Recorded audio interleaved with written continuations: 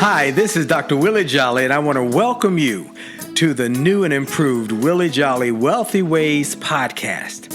After many years of interviewing the best and brightest thought leaders around the world on my SiriusXM show, I am excited to now have those interviews available to people around the globe on this podcast. So many people would write us and say, I love what I've been hearing about your interviews with these great people. Where can I access them? I live in this country or that country, or I don't have access to that technology. How can I get the information? Well, I'm so excited now that we are able to offer the information and the interviews free on this podcast. So we want you to sit back and enjoy this message and let me know how you like them. And then do me a favor. If you like them, send a review, write a review and post it. And if you like it, hit like on here and share it and tell everybody you know about it, and then subscribe to this podcast so you'll get the alerts when we post a new interview episode. Thank you for listening and enjoy the Willie Jolley Wealthy Ways podcast.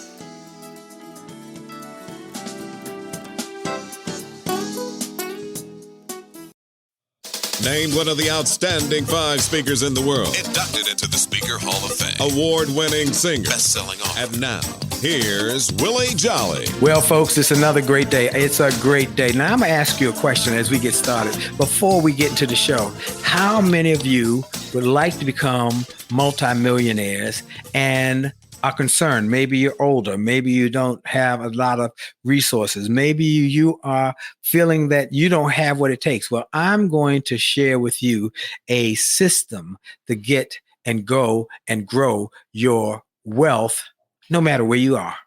Well, you could be at the bottom. How to start even from the bottom to start going to the top.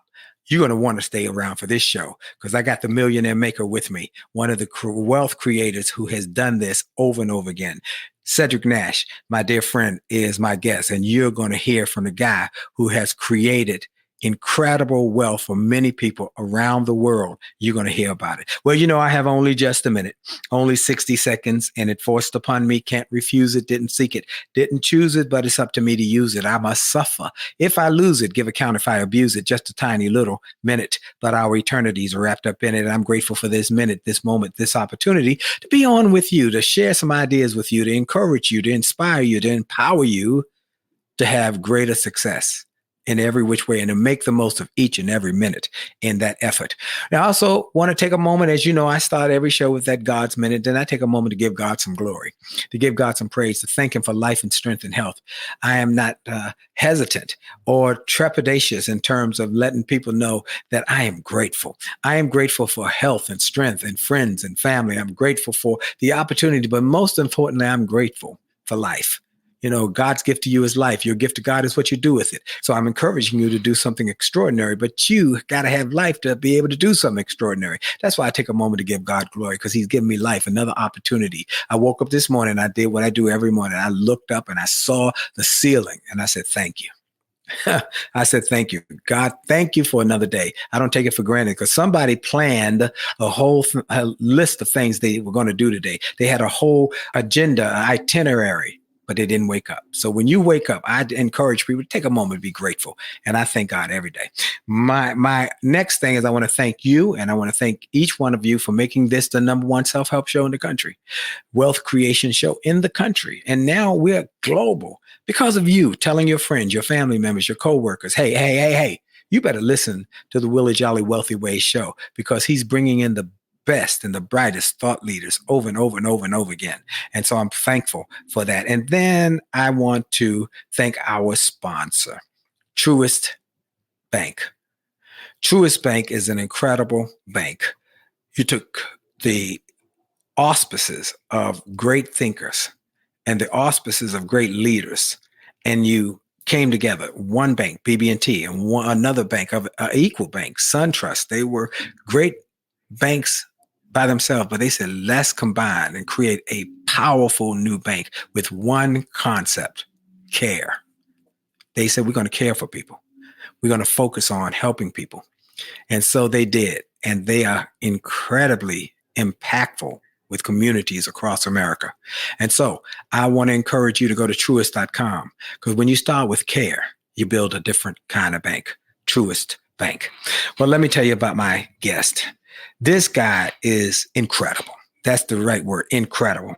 Cedric Nash is the Millionaire Mentor. He's a serial entrepreneur, and that's the truth, an investor who educates, inspires, and motivates wealth building in the African-American community. And a lot of folks outside the African-American community are now taking his wise counsel.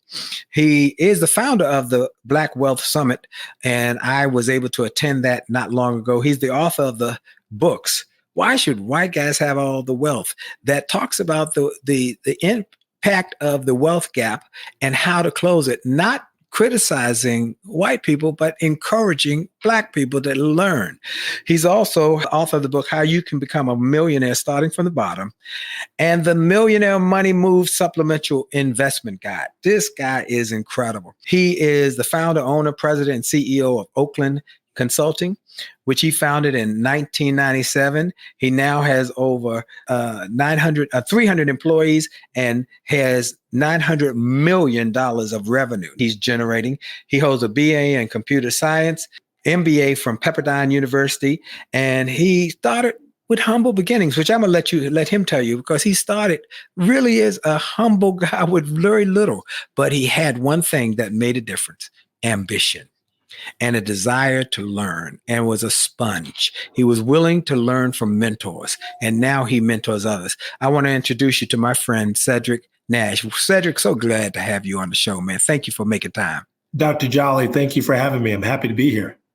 Well, I want you to tell your story, because nobody can tell this story like you can tell this story. How you started at the bottom, at the beginning, started with little or nothing, but you built this multi-million-dollar empire, and you're helping others to do the same. Tell your story, please, my brother. Yeah, I'm from a little town in California called Seaside, California, which is just south of San Jose, south of San Francisco. And the town is a town of a lot of retired military types, and it's a small Black community that are either ex-civil servants or retired military types that come from all over the world. But we happen to be butted up to a little town called Carmel Valley, Pebble Beach, which is, really, really, really wealthy type of a community there. Famous for the golf tournament. Famous for the golf tournament, and also Clint Eastwood, who was the mayor of Carmel at one time. Yep. So I grew up in that community, and I had the pleasure of being mentored by 4 millionaire mentors, 3 which were Black, which was Al Glover, Robert Taylor, Gilbert D. Bruce, and Gus Martin. Gus Martin was the white one. So I had 3 Black mentors and 1 white millionaire mentor that poured into me since the 11th grade in high school. And what they poured into me was a mindset around how to treat money.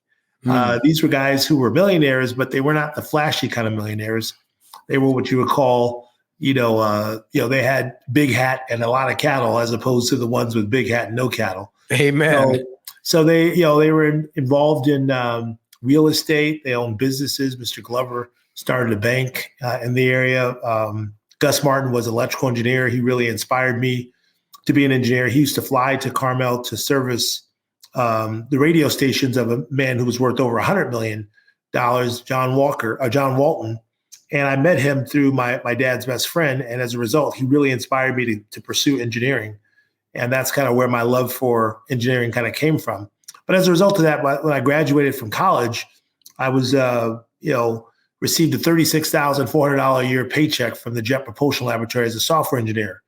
And all I thought about when I graduated from college was how I was going to turn this $36,400 paycheck into millions of dollars like my mentors.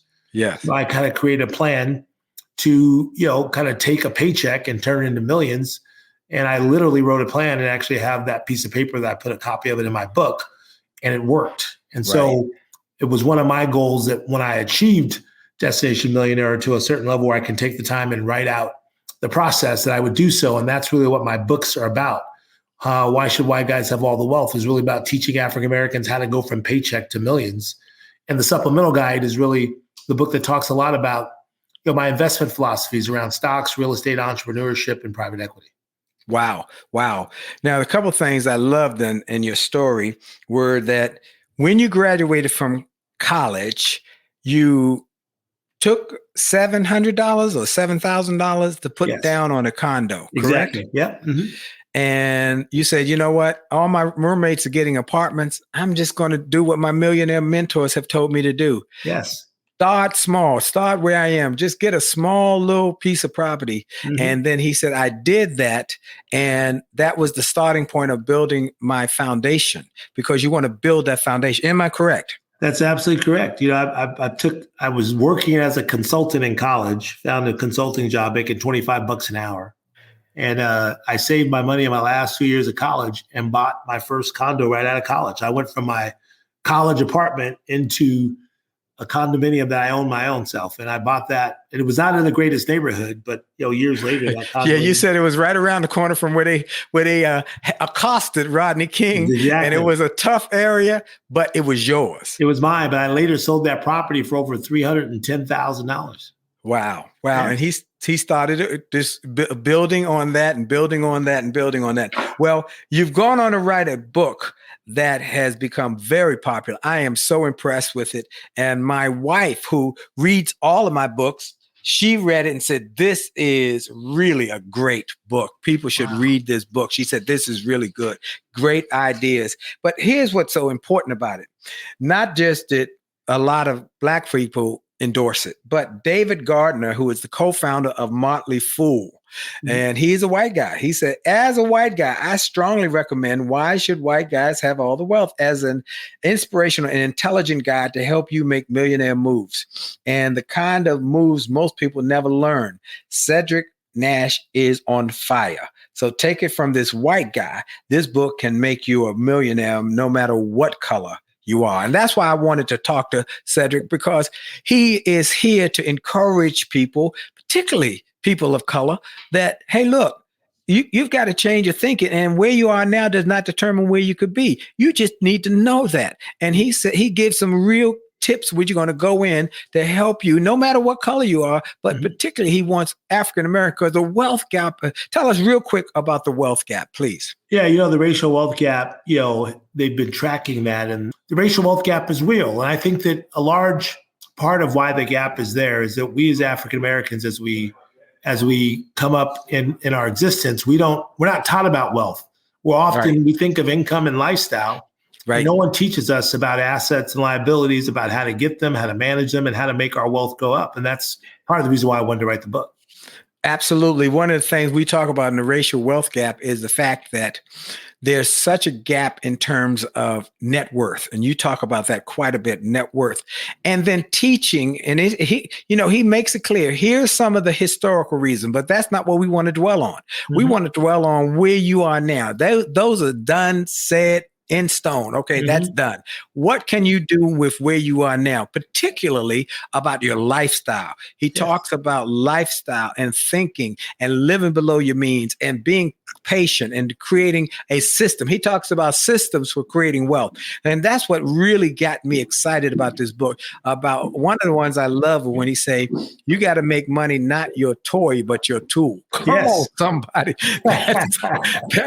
Man, this is so powerful. So he has a lot of powerful points about wealth building. He has systems and structures, which we're going to get into in this book, in this interview, that you're going to be able to take and glean from the book, as well as some of the recommendations he has for how you can grow your thinking as he did, and the lessons he's teaching others in his programs, in his summits, in his events that will help you grow your wealth. This is going to be an interview. You're going to want to take out a pad, a pen, a piece of paper, and some information gathering, your phone, your iPad, whatever, your computer, because you want to take notes, because this is going to be an interview that can change your future, but also your legacy. This is Dr. Willie Jolley on the Willie Jolley Wealthy Ways Show, and we'll be right back after this break. And for sure, the best is yet to come.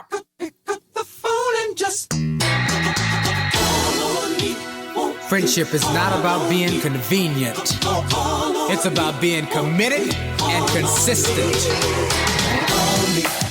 You can call on me. When you need me, call me. You can call on me. Call me. You can call on me. Pick up the phone. You can call and call me.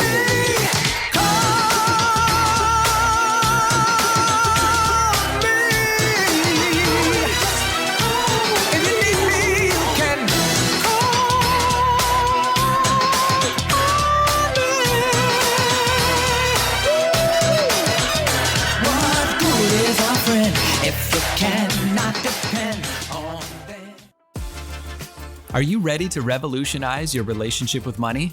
I'm Brian Ford, a financial wellness expert. And I'm Bright Dixon, an expert in positive psychology.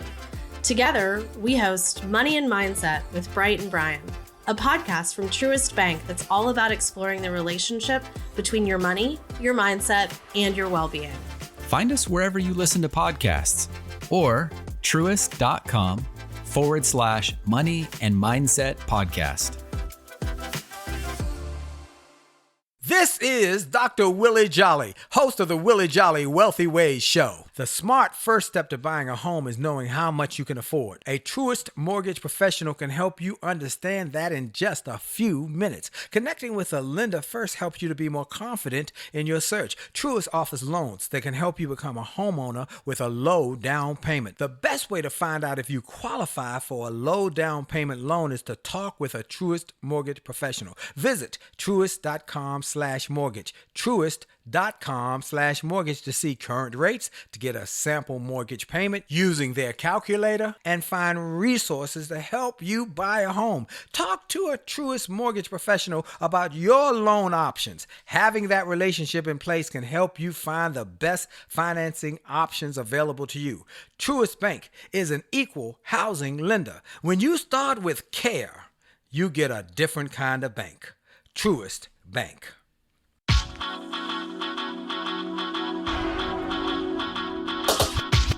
The D to the T to the I to the T to the U to the D to the E.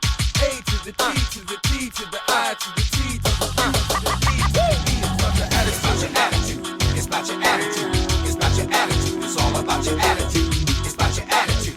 It's about your attitude. It's about your attitude. It's all about your attitude. It's about your attitude. And we're back. This is Dr. Willie Jolley on the Willie Jolley Wealthy Ways Show and podcast. We're grateful now. People are listening to this show all around the world. I'm getting reports from people all around the world. And I say it every week. If you're in a different country than America, then I want you to take a moment. Just send me a quick email. Say, hey, I'm in England, or I'm in France, or I'm in South Africa, or wherever you are listening. Please let us know, because we want to know who our family is over on other continents and other places. Info, INFO at williejolly.com, WILLIEJOLLEY.com. And the E in Jolly is for enthusiasm. All right. So we also want to encourage you to go to winwithwillie.com, winwithwillie.com. And we're really excited now because so many people have said, well, we want some of your resources, some of your books, and some of your programs. Now all of our programs are digitized, so you can get them in that digital form, so you don't have to have shipping and waiting and all of that. You can get it bam right now. Just go to winwithwillie.com, look for my product store, and go in and get the digital versions of the resources and the books and the programs and the audios and the videos, all there for you right there at winwithwillie.com. My special guest today is Cedric Nash. Cedric Nash is an incredible gentleman. He is an investor, a wealth coach, founder and CEO of Oakland Consulting Group, with over 300 employees, and has recognized the Inc. magazine as one of the fastest growing companies, as well as in Black Enterprise. He also serves as president and founder of the Black Wealth Summit, a nonprofit organization sponsored by top financial service organizations. And I was at it, and they had every major financial service organization in attendance, because they know that this is a viable and valuable effort to help people, particularly those of color, to understand that wealth is possible if you know how to do it. And he teaches people how to do it. Get past your self-limiting beliefs and thought to expose and expand your mind to new ideas. So, Cedric, thank you again for being with us, my friend. And I'm so glad you're here. Let's get into some of these questions that I've been waiting to ask you. And because you've had so much success, you were Entrepreneur of the Year for the Oakland Metropolitan Chamber of Commerce, East Bay Business Times, 40 under 40, or some years ago now. You're a little over 40 now. You got children who I met your twin boys, right? Exactly. Yeah. And I met them at the summit. Boy, they are handsome young men. So here are a few things I want to ask you. Why your race, age, education, income, and starting point in life are unimportant when it comes to building wealth. Tell me how you can make that statement, because that's a powerful statement, and that people need to know that. Yeah, so it's unimportant because the wealth building process is universal. It's universal for everyone. There's just countless amounts of evidence that it's doable, and I'm an example of one. Regardless of where people started from, I take my grandmother as an example, who only made $200 a month working at a cleaner's in New York City. And by the time she died, she was able to save $43,000 for her, partly for her funeral, and $30,000 for her grandkids. She was able to buy a house for $25,000 in the Bronx. She was able to pay off her car. She was able to retire. It was really about her mindset. And that was so powerful about her, was that she had the mindset to live below her means, to save whatever she could. She could have benefited from learning more about investing, but she had a great life. And so she was able to pass on at least 10,000 of that month, those dollars to me, and I was able to turn those into millions. And by the way, I own her house to this day. So that house is worth $700,000 in the Bronx. It's a two-family that I rent out. Wow. So, I couldn't let my grandmother's house go. So I had to hold on to it because of the value, because what it meant to us as a family, and what it meant to us as, with regards to her journey. But the whole point is race doesn't matter. You'll find time and time again, Dr. Jolley, that it's so funny because grandmothers, when I talk to people across the country, the interesting stories I get are about grandmothers who didn't make much money, but who owned many homes in Washington, D.C., in North Carolina, and various places. They didn't have much education. Like my grandmother probably didn't even finish 6th grade, because at the time that she came up, it was very common that people didn't go beyond 8th grade. Right. So it was amazing the wisdom that they had and the amount of people that they helped. And it was really about their mindset. And so wealth building is universal, but it's mostly about having the right mindset. The mindset to, like I said, use money like a tool, not a toy. Use it as a tool to make more money, right? It's really about that kind of a mindset. And the mindset to live frugally and understand that, having everything doesn't make your life better. It's like one of the things I say all the time is you can have anything, but you can't have everything. And so the everything mindset is what's keeping people away from building wealth, is because they hold on and they buy a whole bunch of useless things that hold no value. Right. And you're right about grandmothers. My grandmother was exactly like your grandmother. My grandmother came out of the South, out of Charlottesville, Virginia, and got married. And I think probably at 17 or 18 years old. I don't know. I to this day don't know her education. We never discussed that. But my grandmother left me enough money to put a down payment on this home the home that I now reside in. And she left me enough where she also encouraged me to work hard. She owned a beauty salon. She owned a 2-floor building that the salon was connected to in Philadelphia. She owned a lot of property. And so it was, again, same concept. But they were wise about their dollars and were saving their money. And she did it all with cash that she made from doing people's hair. Exactly. So amen. So, okay. So now there are 3 common financial mistakes that prevent you from building wealth. Please share those, please. Yeah, the 3 common mistakes are, first of all, not living on a budget. My mother used to say, and the first line in my book is, if you can't manage a little bit of money, you won't be able to manage a lot of money. Wow. And so no matter how much money, and that's always stuck with me. My mom died when I was 19, and that always stuck with me. And you look at it in some of our athletes, not just Black athletes, all athletes, where that make millions of dollars, and they still have a difficult time holding on to their dollars. It's because they don't live on a budget. So that's rule number one. Rule number two is that, I go back to the mindset, treating your money like it's the mindset that you apply to your money that makes all the difference. Treating your money like a tool to make more money and not a toy. And the other thing is investing regularly, consistently until you have lifelong income.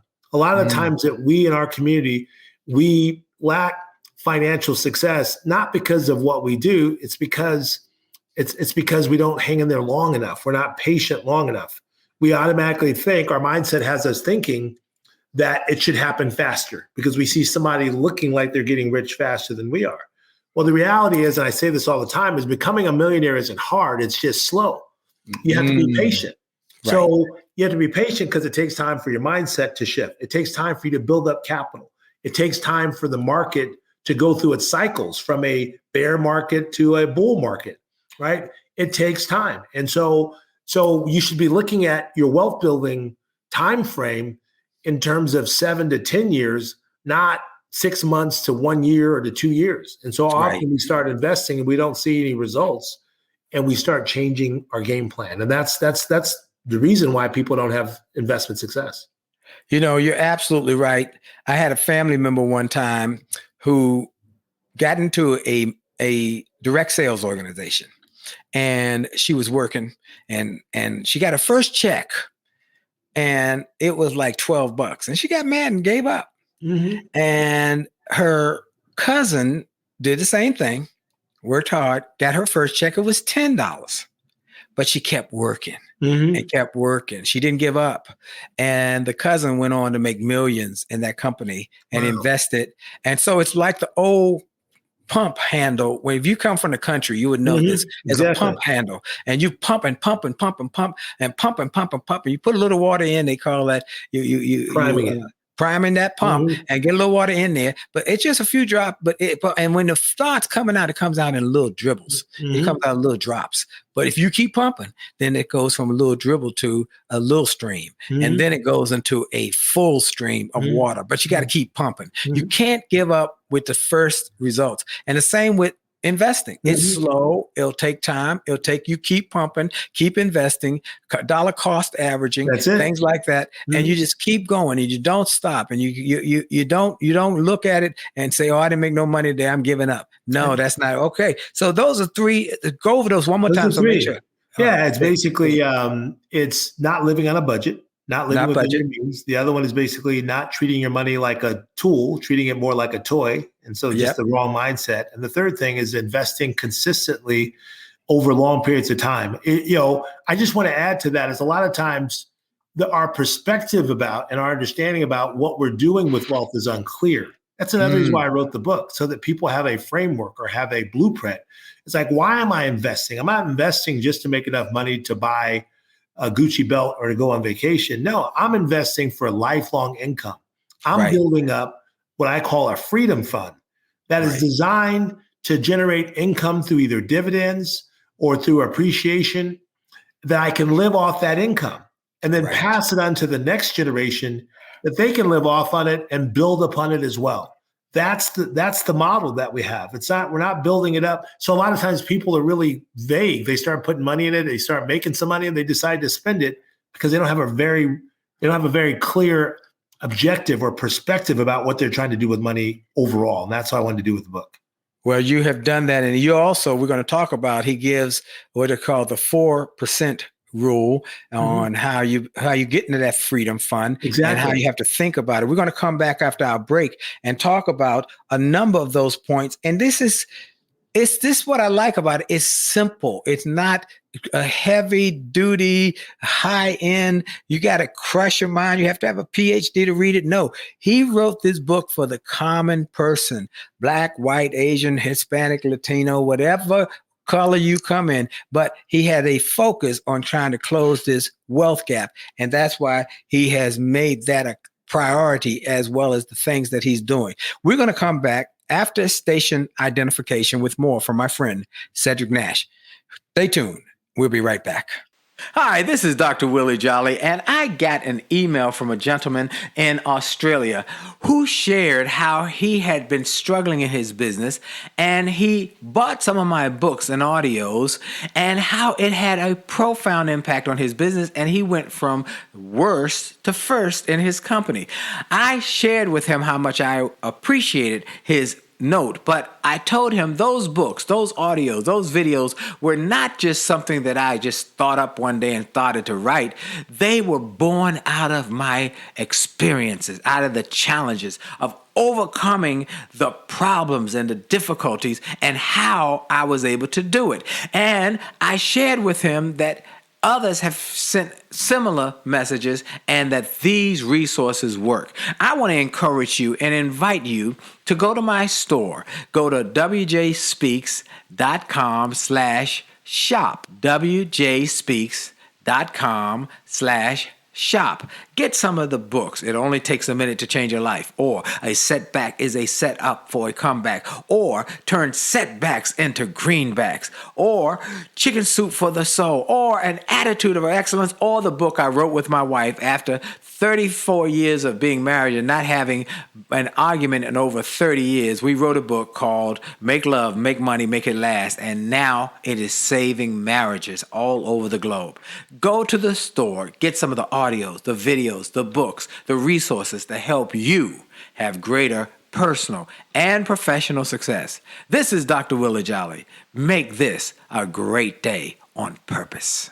And we're back. This is Dr. Willie Jolley on the Willie Jolley Wealthy Ways Show. And we got my special guest, Cedric Nash, the author of the popular hot new book, Why Should White Guys Have All the Wealth? And he even gives a shout out to Loida Lewis, who is the widow of Reginald Lewis, who Reginald Lewis said, why should white guys have all the fun? And, you know, I've had Loida on this show a couple times with that book, Why Should White Guys Have All the Fun, as well as her book about Asian Americans and how they should also be playing in this role. But he also has another book called The Millionaire Money Move Supplemental Investment Guide. And he is writing books. He's helping people. He's got programs. We're going to tell you about some of those programs, as well as where you can get the books in a moment. I want to take a moment right now, though, to take a moment to thank again our sponsor, Truist Bank. And they want you to have home ownership, because they have discovered, as we all know and shared with others, that buying a home is knowing how much you can afford, and it's the foundation of creating wealth. We want to connect you with a lender who can help you to be more confident in your search to find a home loan at a low down payment. The best way to find out if you qualify for a low down payment loan is to talk with a Truist mortgage professional. So you visit truist.com/mortgage, truist.com/mortgage to see current rates, get a sample mortgage payment using their calculator, and find resources to help you buy a home. Talk to a Truist mortgage professional about your loan options. Having that relationship in place can help you find the best financing options available to you. Truist Bank is an equal housing lender. When you start with care, you build a different kind of bank. Truist Bank. My special guest is Cedric Nash. He is a dynamo who is helping people to create wealth. And Cedric, before we go any further, I want you to let people know, one, where they can get the books, where they can reach you, where they can get involved in your programs. Please tell people where they can contact you, as well as get the resources. Yes, you can contact me at cedricnash.com, cedricnash.com, or you can connect with me on Instagram at Millionaire Money Moves, as well as on Facebook. The book is also sold on my website at cedricnash.com, as well as sold at amazon.com and barnesandnoble.com and target.com. So feel free to reach out to me. I do give a free Black Wealth Growth Challenge where I teach African Americans how to build wealth for free for an entire year. We're just finishing up that group, and we've had some phenomenal success. Some people have become millionaires, and I just recently received some texts, and some people have grown their net worth by 100% within 1 year. Yes. Wow. Now I'm going to ask you the hard question. What happens if one of my white listeners or Asian listeners say, you know what, I want that. Can they join? They can join. They can join. All right. It's open to everybody. Okay. Equal opportunity. There you go. Equal opportunity wealth creator. But he want to make sure that African Americans, there's been so many African Americans who have the capacity, the potential, but they didn't know how. Mm-hmm. And look, my grandmother was born on like 1897 or 98, somewhere in there. And she got married in 1914 and my mother was born in 1915. Here's why I want to signify that. My grandmother was a go-getter. She made it happen. She created wealth. My mother was a child of the Depression. She was a teenager when the Great Depression. Her father had saved money working for the railroad, saved all his money on the side in investing and in stock markets. And the stock market crash of 1929, he lost everything. He said he would have killed himself except for this child who he was raising, and how she kept him from killing himself because he felt despondent. My mother never forgot that. She never ever that I remember. My mother was a go-getter, hard worker, because my dad died when I was 13. And my mom put my brother and I through school by being a school teacher, selling World Book Encyclopedia, and renting a floor in our house to college students. But my mother never talked about investing. She got scarred by that. And so I had never heard of investments when I got out of college. I knew nothing about it. I had to go back to school after I got out of grad school and take courses on investment that I audited, so I could learn a little bit about it. And particularly when I got the money from my grandmother, what should I do with this money that has come my way? And I thank God I had it to put money down on this house. So let's talk about, Cedric, some more of the things that you have been able to teach people in your program, because they're so profound and so interesting how you have created a system. Now, you say that there are 6 critical steps to building your wealth. I'm going to go through them, and you can: planning, effort, sacrifice, investment intensity, investment consistency, and time. Talk about those, please. Yeah, it's like when I break down really the most important things about wealth building, these are some of the real critical things. Planning is very, very important. What the Bible says, without a vision, a people perish. So that's right. You got to have a vision and a plan for what you're trying to achieve. I also talk about, how to, in the book, I give you specific templates and examples on how to do your planning. In fact, on my website, cedricnash.com, I give you those Excel templates. You give it all the way on the website. I was shocked when I went to the website and they were there. Just go to the website. He gives you the templates right there. Yeah. Amazing. I give them to them for free so that they can kind of follow them and so that they can start building what I consider their Millionaire Money Moves master plan. You have to have a master plan, and the master plan integrates everything around what you earn, around what you save, around what you pay, what you consume, what you invest, what you give back to the community, as well as how you reward yourself. So it's an integrated plan that allows you to be very, very focused on and intentional about where your money goes, about the money moves that you're making. Also, I talk about investment intensity and investment consistency. And what I mean by that is, often we're not investing a significant portion of our income. And so my budgeting system asks for people to invest 22% of their income.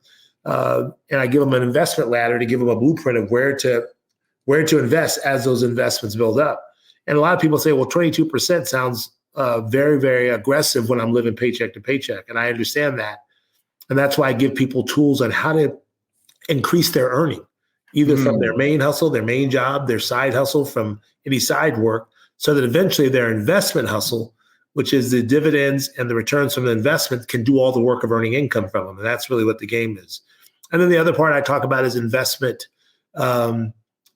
consistency. And that is investing a portion of your paycheck every month, for the rest of your life, until you have lifelong income, until your investments can do the job of creating the income for you. And people may think that I'm talking, out of the side of my neck, but I'm living that. And that's the case, where I have invested long enough and built up enough investments to where the income from my investments can cover my lifestyle, more than cover my lifestyle, and give me the money that I need, to where I don't have to touch the investments. I can allow the investments to continue to grow, and through proper estate planning, prepare for my heirs to benefit from those assets too. And that's what generational wealth is. It's not a sum of money.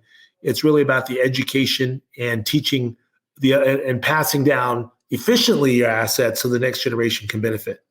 Wow. Let's talk about, that leads right into the 4% concept for financial freedom. because that's a simple concept that if you will just understand it, then it can really profoundly impact your financial independence and freedom. Yeah. I talk about the 4% rule because a lot of times people don't know really kind of what, and I also talk by subtitles, how you can become a millionaire starting from the bottom. And I'm not saying, becoming a millionaire is not a matter of greed or a matter of bragging rights. It's really a matter of necessity. And it's because of the 4% rule. And the 4% rule is a 4% withdrawal rule of how you can withdraw your money after you build up your freedom fund so that you can preserve it. The 4% rule says that if you put all of your money into a market earning a minimum of 6% return, you can take 4% out of your freedom fund, adjusted for inflation, which was the assumption is 2%, and that money should last you 30 to 40 years. So the whole concept is once you build up those investments over the year and you're ready to retire, you can take 4% out of that money. So if you had just $1 million, you can only take $40,000 a year. You had $2 million, $80,000. So that's my argument, that you need to continue to invest for long periods of your time, get to the point where you have millions.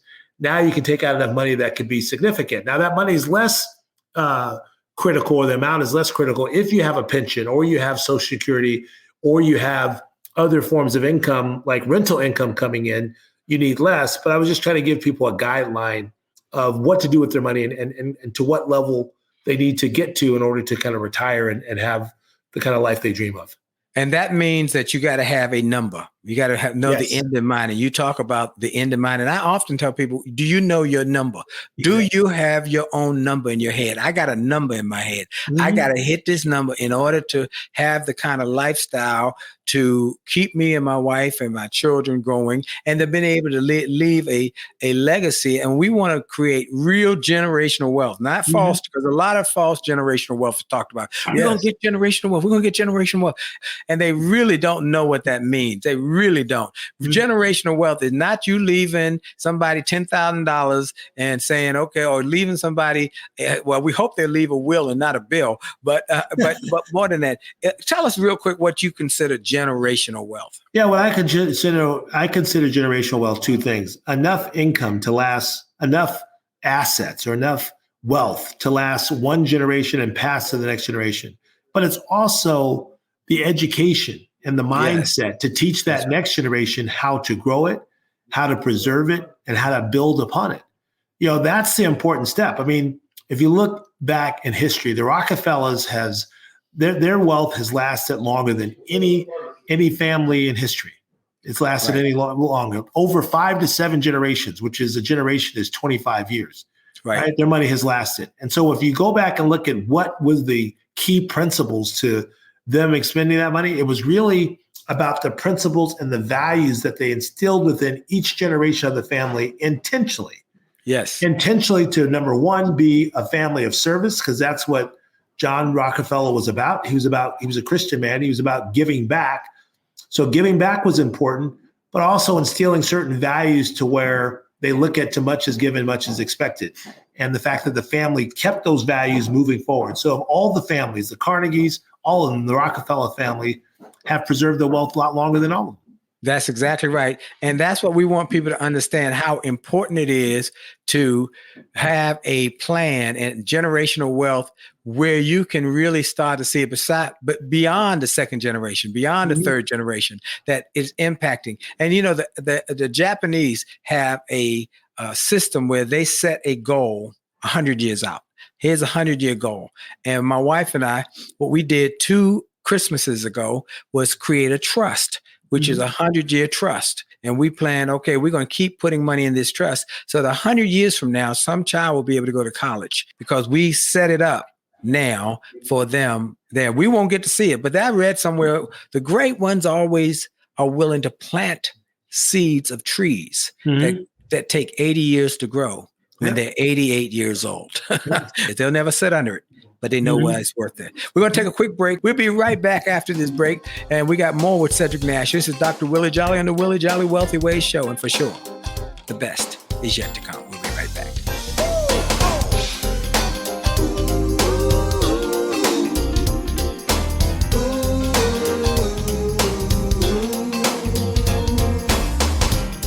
Afraid of flying.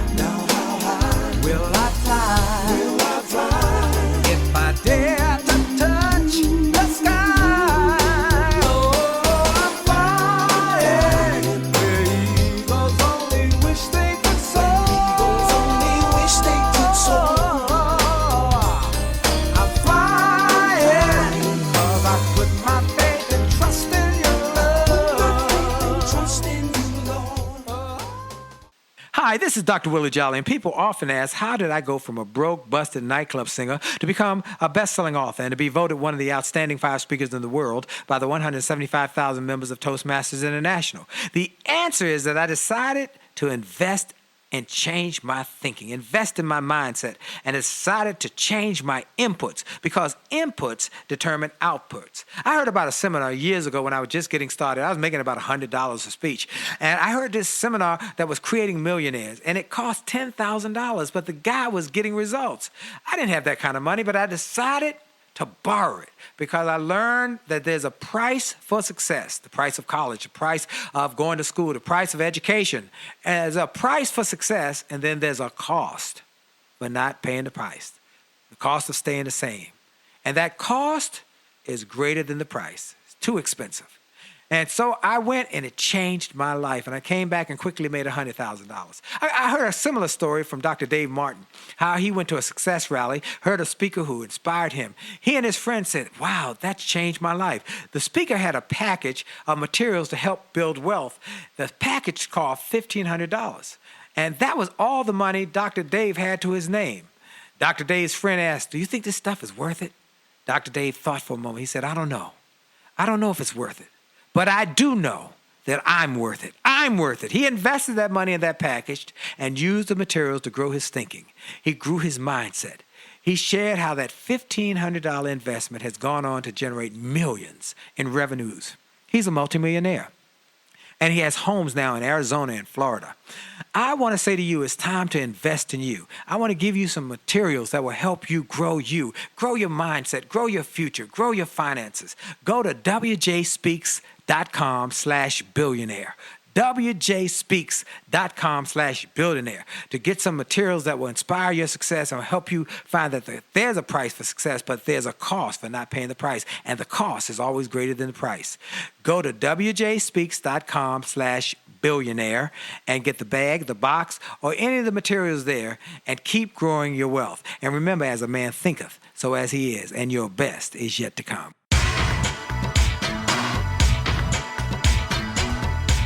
And we're back with Dr. Willie Jolley and the Willie Jolley Wealthy Ways show and podcast, globally impacting people. And I'm so glad you're all here. Please continue to share this with your friends and family. My special guest is Cedric Nash. He's the author of the book, Why Should White Guys Have All the Wealth? How you can become a millionaire starting from the bottom. And then he also has a supplementary investment guide called The Millionaire Money Moves. And he's the founder of the Black Wealth Summit. I had the opportunity to attend one day, just about a month ago. And the governor of Maryland was there. There were a lot of financial institutions who presented, and it was fantastic. A lot of ideas on wealth creation and wealth development. And so, Cedric Nash, I'm so glad you're here. That I wanted to take a moment. You talked about the 4% rule, and we want to talk a little bit also about how you can become a millionaire starting at 50. Because some people say, well, you know, I missed my boat. I didn't invest. Well, so let's talk about some of the things you can do. Give them some ideas. I love you to throw that question at me because that is a title of one of my books in the future. Okay. And that title was inspired really by my grandfather. My grandfather married my grandmother. He's Jamaican, and he married my grandmother, whose house that I own in the Bronx. And he got sick, and he was battling prostate cancer, and I was looking out for him. And while he was a construction contractor, and did pretty well with it, but he didn't save. He didn't properly prepare for retirement, so he wasn't an avid investor. He wasn't like my grandmother. Or avid saver. But it was one thing that saved him was the fact that he was living in my grandmother's house that she willed to him. And it was a multifamily house. So there were tenants that were giving him income. So he had a little bit of Social Security, and the income from the property gave him enough money to keep him fed and to keep money in his pocket throughout his life. So that really stood out with me, because then I realized that there are people that are in their 50s or in their 60s, and they don't have enough money in their retirement accounts and their 401ks to get to that number that they need to retire using the 4% rule. Right. So I said, what's the best thing for them? What are the best options for them? And I think the best options, if you're starting off later in life in your 50s, is that if you start off in your 50s, you've obviously developed some type of a skill or a specialty about something. Yes. So I think that there's an opportunity for freelancing. There's an opportunity to where you can say, you know what, I'm not going to do this job as an employee. I'm going to find somebody who needs my skill and will pay me by the hour for it and pay me more by the hour than they would if I was an employee. And with that additional income, you can save and invest. And over a 15-year period of time, if you're retiring at 65, that money could be more significant than the rate that you were going with your 401k. Another option is entrepreneurship is a way. Yeah. Because as an entrepreneur, you make way more income. And with way more income, you can invest a whole lot more and save a whole lot more and get you to your number. So entrepreneur is another option. And then the third option is real estate, buying multifamily properties, moving in one of the properties, renting out the rest of them, and you'll have income for the rest of your life. And over the next 15 years, with income increases, now that income that you get from that property is real money that you can carry into retirement. So those are three strategies, because saving and investing starting at 50 when you have 15 years left doesn't give you enough time for significant compounding unless you have significant income and you're putting away a big amount of money. And that's the magic of, and the genius and the brilliance of compound interest. Mm-hmm. And that's where millions are made. And understand to take full advantage of that. And that's time. And what we're talking about. Yes. And I talked to a young man the other day who came by to visit me, who was visiting from California, one of my mentees.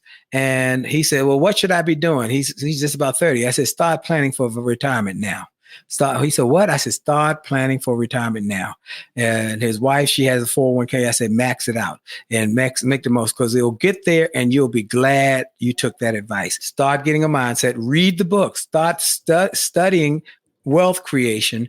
And I got a new book coming out soon called Rich is Good, Wealthy is Better. Mm-hmm. And talking about the different mindset for creating wealth and how you can do it and how you can grow it. Now, not as detailed as Cedric, because there's a different perspective, but I'm going to talk about getting past your self-limiting beliefs, your self-limiting thinking, and getting on and understanding that rich is one thing. Mm-hmm. Wealthy is something else. And you need to know the difference between them and how you can start to take advantage of it. And we want people to understand that they have the capacity. Yes. They have the ability. And with all the isms in America, racism, ageism, sexism, it still is a place where people are risking their lives to get here because they know that there are opportunities and that you can create wealth here in your community, in your life, in your family, in your generation. Okay, you got to tackle debt while simultaneously building wealth. That was something you talk about, because debt eats up people. They get a use. You talked about it. So you had to get over getting past those credit cards and things like that. You said, I got to get out of that. And you started saying how important it was to get out of debt. And why is that so important, Cedric? I do believe that you should get out of debt. But I think that as a community, we have been too obsessed with debt and not obsessed with investing. And the reason why I say that is that I think that your debt, you should prevent your debt from going up, and you should keep it going down using like the snowball approach or the avalanche approach to get your debt to kind of go down. But what you should do is you should start investing, because your investments, as they grow, has an ability to do a better job of paying your debt than you do. And I'll give you an example. I own a 4-unit apartment building right around the corner from Howard University. I bought in 2003. I've had it for 20 years, Willie. I paid $484,000 for that building. It's worth about $1.5 million today. Wow. If I would have had $300,000 in student loan debt and I was paying my student loan balance down, I probably own it's probably still $150,000 on that debt. Well, I got $800,000 in equity in that property. So if I was in that situation, I could take $300,000 out of that property, pay off the debt, and guess who's going to pay back the $300,000? The tenants in the apartment. Those tenants, that's right. Exactly.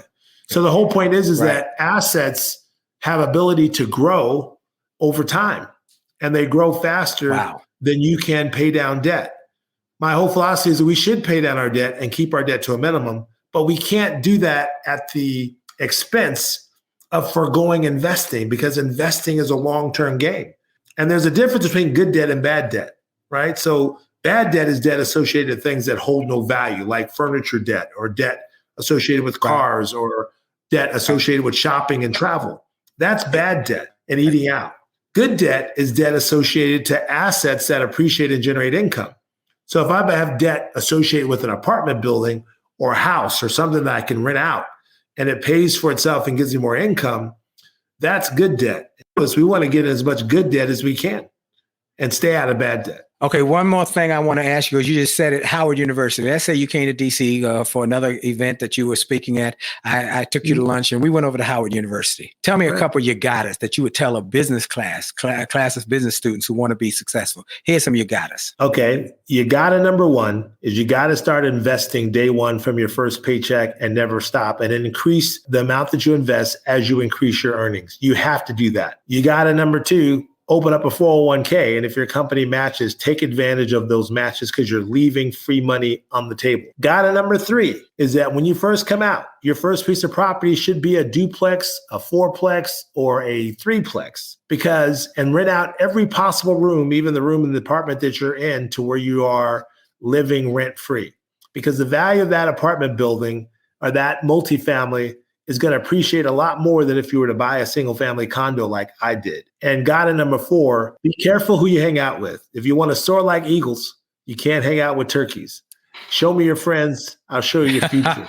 The key to your mindset has a lot to do with the people you surround yourself with. So you got to surround yourself with investors, not shoppers. You are right. You are so right. You know, in my comeback show, the big comeback show, the one-man show that I have been doing here in Washington, D.C., one of the things I say is, if you hang with 9 losers, you're going to be number 10. Where can they get your books? Where can they reach you, Cedric? Yeah, they can reach me at Millionaire Money Moves or CedricNash.com. Well, I want to thank you again, Cedric Nash, for being my special guest on the show. I'm going to encourage everybody who's listening to go get his book. You can get it at CedricNash.com. You can get it at Walmart.com. You can get it at BarnesandNoble.com. You can get it online at Amazon.com. But get the book. Get multiple copies. Also, remember the book is called Why Should White Guys Have All the Wealth? How you can become a millionaire starting from the bottom. He also has a secondary book about the investment strategies. So get all his resources. And then I want to encourage everybody to remember my sponsor, Truist Bank. I'm so grateful to them. They are serious about creating legacy wealth, and they are committed to helping people, particularly get in homes. So if you need to get a great low down payment home, then you can contact a Truist Mortgage teammate to talk about how you can get that done and how they can help you. If you go to truist.com/mortgage, truist.com/mortgage, you'll be so glad you did. And then finally, folks, I want to encourage you to go to winwithwillie.com. And look, I want to give you a gift. If you'll send me an email, info@williejolly.com, info@williejolly.com, we'll send you a digital copy of the book, Only the Best on Success, that I'm involved with a number of other Hall of Fame speakers. We've all written a chapter in that book. info@williejolly.com. We'll send you a digital copy of the book. Go to winwithwillie.com, send us the email at info@williejolly.com, and then join us every Monday night at 9 o'clock on the Jolly Marriage Show, taken from our book, Make Love, Make Money, Make It Last, that I wrote with my wife, Dee. And every Monday night at 9 o'clock, we do a special show to help you with your relationships. So just go to A Jolly Marriage on Facebook, A Jolly Marriage on Instagram, A Jolly Marriage on Twitter, and Willie Jolley LinkedIn Live to join us 9 o'clock Eastern Time every Monday night. Well, my time is up. Hope you have a great week on purpose. And remember, for sure, your best is still yet to come. Have a great week. Stay blessed and keep making great things happen, and do what Cedric Nash told you to do today. Start investing now for your future and generational wealth. Have a great day. God bless you.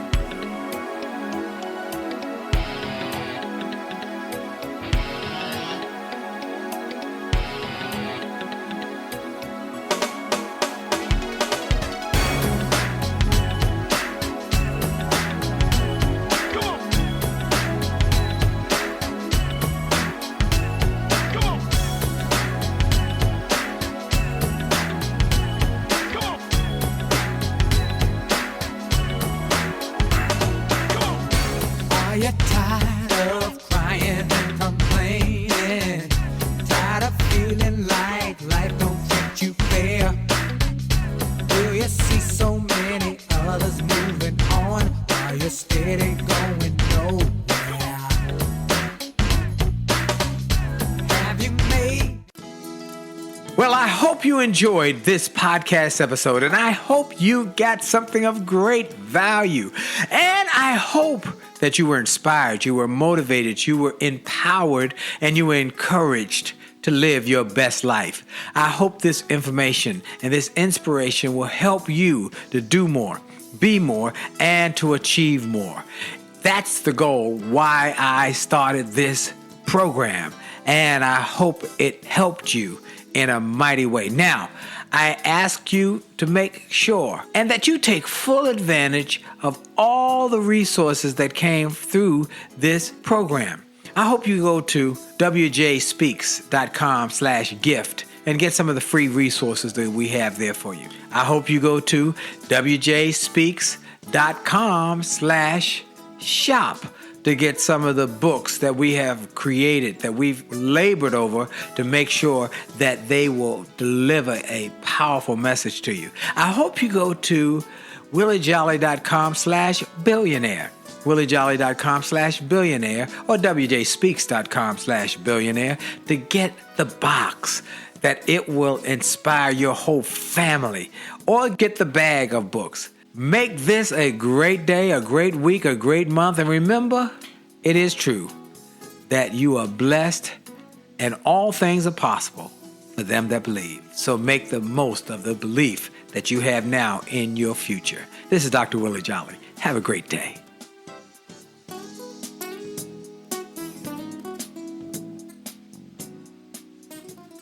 This podcast is a part of the C-Suite Radio Network. For more top business podcasts, visit c-suiteradio.com.